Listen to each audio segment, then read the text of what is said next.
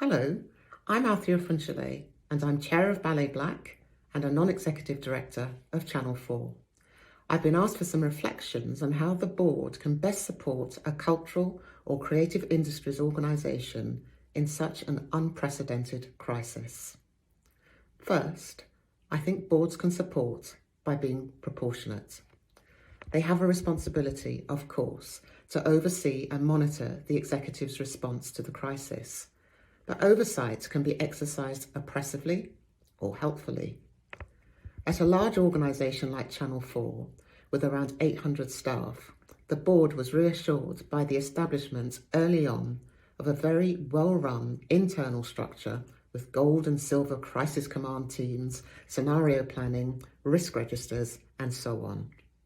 Conversely, at a small company like Ballet Black, with just 3 or 4 staff plus 8 dancers, it was appropriate that the crisis response only really started in earnest as it became clear that lockdown was imminent. For each of the last few years, Ballet Black's Spring Tour has kicked off with a 3-night performance at the Barbican. The 2020 Barbican performance was due to take place just days after lockdown was announced. Calamity.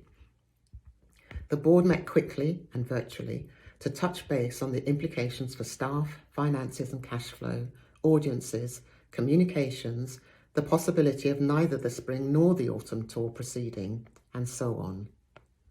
In both cases, but with very different processes and structures, the board carried out its duties to oversee, scrutinise and monitor, but in ways that were proportionate to the relative sizes and the capacities of the organisation.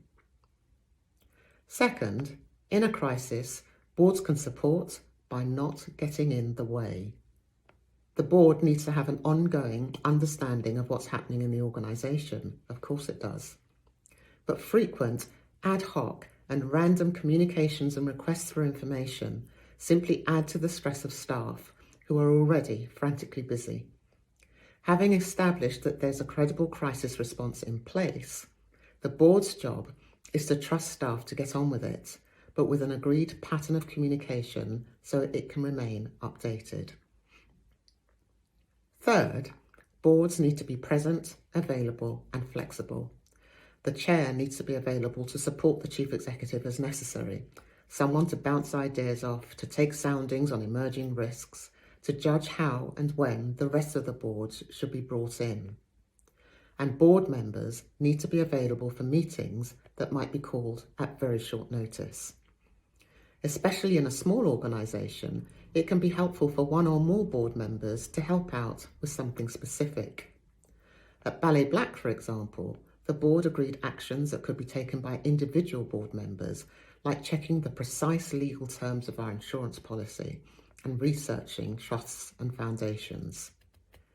This is about the board governing in a way that leaves leadership and management space for the chief executive and other staff to come up with alternative creative offers for our audiences when the normal business model has been so suddenly disrupted.